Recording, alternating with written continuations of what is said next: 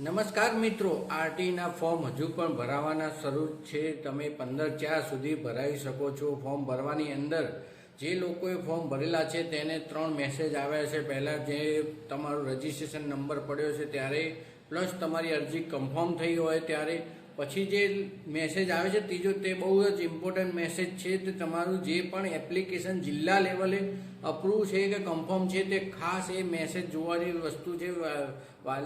વાલીઓ ખાસ આ મેસેજ ચેક કરે, અને જો તમારું રિજેક્ટ થયું હોય એનું કારણ તમે ઓનલાઈન જઈને ચેક કરો, પ્લસ એરિયા તમે ડોક્યુમેન્ટ નવા લઈને અપલોડ કરો અથવા નવી તમે એપ્લિકેશન કરો એટલે આગળવાળી રિજેક્ટ થઈ જશે।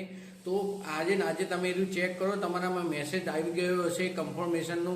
જો જિલ્લા લેવલે કન્ફર્મ હોય એપ્લિકેશન તો તમારે કંઈ ચિંતા કરવાની જરૂર નથી, પણ અમુક વાલીઓ હજુ મેસેજો પણ જોયા નથી અને છેલ્લા દિવસે પછી તે ફોર્મ નહીં ભરાય।